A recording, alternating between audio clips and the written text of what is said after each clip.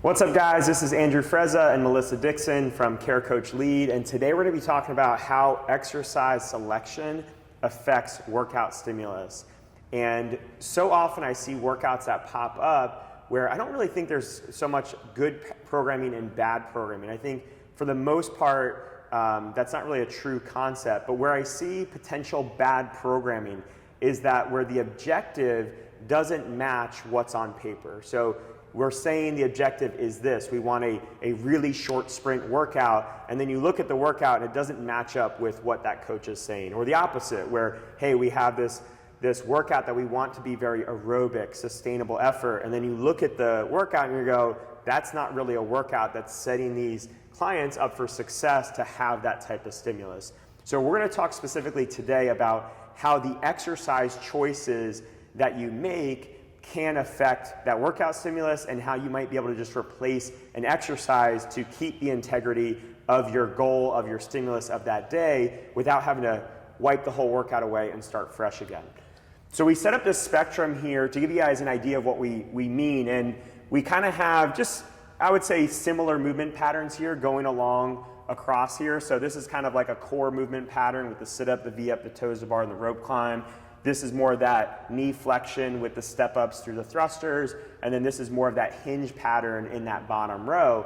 And you can see how we have these movements that will set themselves up really well to aerobic workouts. So aerobic meaning more of a lower sustained heart rate type workout versus a more anaerobic workout, high heart rate, high power output, movements that you'll need rest from. So you'll do this big high power effort, and then you'll need a second or two of rest in between those things, and then kind of everything in between.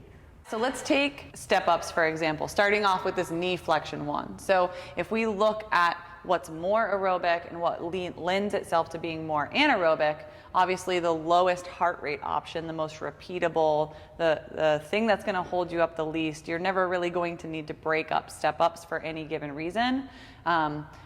Step-ups is one of those things you can just cycle forever. So step-ups being the most aerobic, if I'm trying to program for my clients, I'm going to be staying in the step-up to air squat range of this if I'm trying to build their aerobic capacity, so they don't get held up. Air squats you might need to break up depending on the volume and how bad that burn starts to accumulate, but if I'm looking at something like 20 air squats for my clients, that's likely a place they're going to be able to kind of catch their breath and recover through and keep a steady state move in that workout.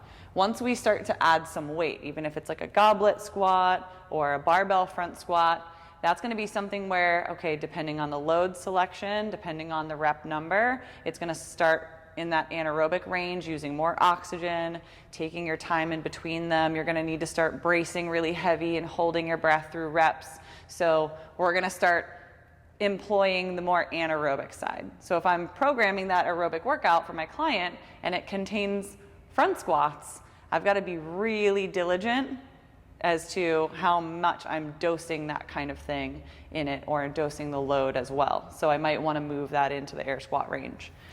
Same thing with thrusters. Thrusters being the most anaerobic of this. You know, I'm not going to be able to get anywhere near a thruster if I'm trying to program something aerobic for my athletes. So then if I'm trying to do something anaerobic, we see people saying, you know, I'm trying to get that lactic threshold, trying to really get this person to have, like, you know, repeatable rounds, but really push their lactic threshold.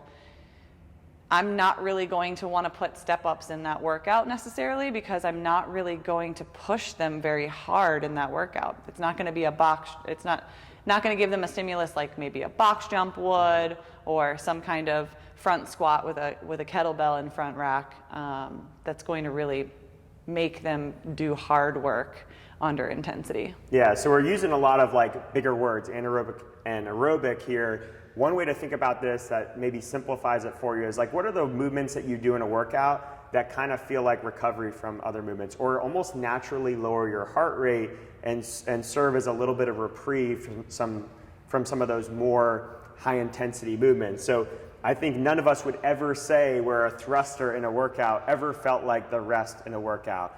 Whereas there's plenty of times where we're going to do unweighted step-ups or air squats, and we're able to kind of recover, lower our heart rate without having to stop, but just keep the body moving and kind of naturally get to settle into a little bit lower heart rate. So we wanted to share some examples with you of potential bad programming. And I'm using the word potential because either of these workouts could be great workouts in the right setting and the right goals. But in this setting, what we're saying is this workout on the left is a bad example of a workout that we want to be short, fast, high power, sprint type of workout. And this workout on the right here is a really bad example of a workout that we want to be very cyclical, very aerobic, sustained heart rate, not a lot of peaks and valleys, but just one consistent heart rate. All right, so let's start with this workout on the left, 30, 20, 10 of sit-ups, step-ups, and kettlebell swings. So around a 30 of everything, 20 and 10. Should be well under 10 minutes for everybody, should be a really fast workout. Now let's talk about a place that this could be a good workout. Let's say you're traveling, you got 20 minutes and you're at a hotel gym and you want to do something fast. You don't want to warm up very much and you just want to move and get a good sweat in and get a little bit of workout. This is a great workout. But if you're in a class setting and you want to really, this is maybe your shortest workout of the week and it's the one chance to get people a fast power sprint type of a stimulus, the movement selection is going to make that really hard. If you have movements like sit-ups and step-ups, they're not going to raise that heart rate very much. The kettlebell swing, maybe a little bit, but you're going to have so much time to kind of bring it down on the sit-ups and step-ups that you're going to finish that workout. You know, most people finish it in 6-7 minutes and be like, okay, is that it for the day? And you know, one thing that has to come into the conversation is that if you're doing this in a group class setting where you're charging people $200 a month to come in and do a workout with you, are they coming away from this and feeling like they got their money's worth on that day? My guess is no. And we all have clients that, you know, this could be thrusters and kettlebell swings and power cleans. It could be high intensity stuff and they miss the stimulus. I'm not saying that you should never do short workouts. The point being is if you're doing something short and the goal is to be high power, this is not setting you up for success. Yeah, and then moving into the 30-minute AMRAP, we've got a workout here that's 800 meter run, 100 double unders, 15 power cleans, and 15 thrusters. 30-minute time domain already, we're knowing this isn't going to be the most anaerobic workout. We're not setting our clients up for an anaerobic feel, or this is not a better version of doing something short and fast, because we're already putting ourselves up against a time domain that we're looking into the aerobic range with. So these movements here, run, okay, aerobic, check. Double under, monostructural, kind of aerobic. This is that area where we kind of get in, and even the double under here, we kind of get into that like, hey, this is more in that lactic threshold, that anaerobic range. That's gonna take us right out of that aerobic capacity work and push us into being anaerobic, something that we might wanna put in a 30, 20, 10 kind of format. So we need to break that up. We need to challenge ourselves to stay unbroken and stay quick on it. Where here, we're gonna be under a super high heart rate by the time we get to it. 15 is likely not gonna be unbroken for our athletes. So this is another example of something where it's confusing what the goal would be if I look at it. I'm like telling my athletes, hey, this has gotta be super light if we're gonna stay aerobic.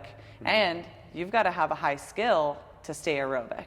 100 double unders for me is gonna be very anaerobic because I'm gonna stop, I'm gonna have to recover, and I'm gonna have to keep putting this into sets for myself if I've already come off a run and my heart rate's already high.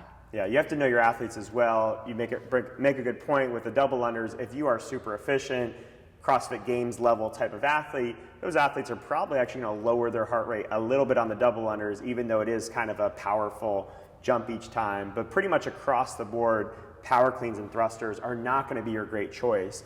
But let's talk about where this does apply. We talked about, hey, this is a great hotel workout, short on time, travel workout. This is a great test. I mean, if you want to test someone's capacity in a CrossFit type setting, this looks a lot like a lot of the hero workouts that we see in a CrossFit type setting. It's okay to throw these in every once in a while to really test something. But when we talk about developing aerobic capacity for the long term and the aerobic system, it generally happens at somewhat lower heart rates where you're really sustained effort. It's not a foot on the gas pedal, foot on the brakes, foot on the gas pedal, foot on the brakes. You know, a lot of people see this and they're like, okay, I'm probably going to do, I don't know what the weight is, I'm probably going to be doing singles on the power cleans because of how long of that workout is. And that is the equivalent of foot on the gas pedal, foot on the brakes. In a subtle way, not a massive way, but that isn't the same as, hey, I'm going to be breathing through a nice easy set of 15 unbroken, and as soon as I'm done, I can go right into my 15 thrusters. I never set the bar down. You know, you're probably not going to do that with any weight in a 30-minute AMRAP. So that's where it's like, it just makes it so hard. If you went at the whiteboard in front of a class or in front of a personal training client and says, hey, we're going to really work on your aerobic effort, it's not meeting that objective for the day. Yeah, and your clients are going to get pretty frustrated pretty quickly if they understand that you're saying my target for you is to maintain this steady heart rate and be repeatable through your rounds in 30 minutes. And then they come up to this part with that high heart rate, no matter what their skill level is on this, and face this weight and have to drop it when you told them to stay. And they're going to feel like a failure. They're going to feel like Right. they messed something up and there's something wrong with them because they don't see the breadth of every other client the way you see the breadth of it. So they just think, oh, there's something wrong with me. Yeah, if I tell my athletes to stay unbroken on these, you should be able right from your power cleans to go right into your thrusters and keep that kind of recovery effort. They're really going to feel like, I don't know how I should approach this better next time, and come to you feeling like I did something wrong. What can I do better next time? And I don't want anyone to feel like that when I'm programming for them. Yeah, so let's talk about little replacements we can make, scaling as well, to move us on this spectrum of better choices. So let's say we do want to keep this format. Probably the simplest way to make this more aerobic would be, you know, maybe the thruster switches to like push-ups, you know, 15 to 20 push-ups there would be a little bit lower heart rate movement. Maybe it's a deadlift or a light kettlebell swing would be a little bit less of that. And that moves us closer. We could still improve on that even more, but even those two small switches could help us a lot. Now, in this workout, we could also have all of our athletes do single unders instead of double unders. You know, sometimes people think they're beyond movements. Once they get a certain skill, they don't need to have other skills. But if that really was the goal and you want to train the aerobic system, single unders would be a great choice that day. Whereas if we had jump rope in this workout, let's say we did have double unders in a 30-20-10 workout, and we had athletes that don't have dubs and they wanted to scale, giving them singles in this workout, even double or triple the amount, it only puts us in a worse position because singles are like those sit-ups or step-ups where it's a movement that you're going to naturally lower your heart rate on. Yeah, this is the number one way skills come into play with being aerobic or anaerobic, because something like a double under could feel very aerobic for that games athlete or your highest level athletes in your class settings. I know people who can treat double unders as aerobic. I know people who can not accomplish 100 double unders in 30 minutes, and they're going to trade this piece for straight single unders, but that single under is going to be such a different stimulus than what a double under should be. It should not be that like aerobic development necessarily in our classes. It should be that more anaerobic, or I'd say at least it is more anaerobic for most of our athletes. So when I'm programming double unders, I'm thinking anaerobic placement. I'm not thinking as aerobic. So the recovery piece of that single under is going to be that easy one. If I want my athlete who does not have that skill to get their anaerobic threshold work in, I'm not going to keep them on double unders and let that skill hold them up when they feel like they're not increasing their heart rate because they're doing so many attempts. And I'm not going to take them to the aerobic single under. I would take them to a plate hop or take them to a broad jump or take them to something that's going to be still on that anaerobic range for their skill. Toes to bar and sit-ups are that same thing. Toes to bar being the thing where the highest level athletes can treat it very aerobic with the bigger sets, but the skill of it can hold people up to where they can't accomplish a higher heart rate with it, and the sit-up being not a really good trade-off because it's truly aerobic work. So you also have to have this level of understanding for all of your athletes of, I'm not just going to put this scale in place. I'm not just going to have a rope lower for a rope climb skill as a replacement, because that rope lower is going to be very strength, You know, they're not going to be very repeatable. They're going to be so much strength. They have a lot of rest in between. And likely when we program that rope climb, we're looking for them to get right back up that rope the next time. So it takes them almost in an opposite, like a legless rope climb kind of environment, where that rope climb might be something where we're teetering on that aerobic to anaerobic Yeah, threshold. I think the pull-up is the best example of that. So if we had pull-ups in this workout, 30, 20, 10, we have some advanced athletes that will crank through that pretty well. Now, if we have to scale it. Someone doesn't have pull-ups, you might say, oh, we'll put them on a ring row that day. And 60 ring rows is a lot. There's a big muscular endurance fatigue standpoint to it, and it does tend to be a lower heart rate movement versus something like a jumping pull-up, right? A jumping pull-up would be a better choice for most athletes who need to scale on that type of day, because you're trying to achieve this short, fast, high intensity stimulus, and then you can save ring rows for a different day, right? And also with that, we create variation, we create different stimuluses for our clients. We also create a customization for them where they feel like, hey, this coach is really working with me. He's not always throwing me on a banded pull-up. He's not always throwing me on a ring row. He's not always throwing me on a jumping pull-up. He understands kind of what is the best approach for today, and he can say, hey, I'd love for you to go with this today because of X, Y, and Z. Yeah, the jumping pull-up and the heart rate that it gives you versus the ring row, in that domain too, we're also looking at that overall rep scheme, because if it's a smaller set of reps, I know that clients can go down into that 2-3 ring row and break it up and make it a significant angle, versus if I tell them this is 60 ring rows, you know they're going to be almost upright and trying to get 20 in a row, where they're not even going to get a challenge out of that. So not just looking at the stimulus heart rate wise, but looking at the stimulus of what they're actually needing to achieve in that work is a huge one too. Yeah, so we'll wrap up this video here. Again, I hope this message does not come off as there's a right way to program, there's a wrong way. All it is if we're saying that this is our objective, this is our goal, we have to work backwards and say, is our time domain, is our exercise selection, is it all leading in a direction that aligns with the goal that we're communicating? So I hope that is helpful for you guys. If you have any questions or comments, leave them below, and we'll see you in the next video.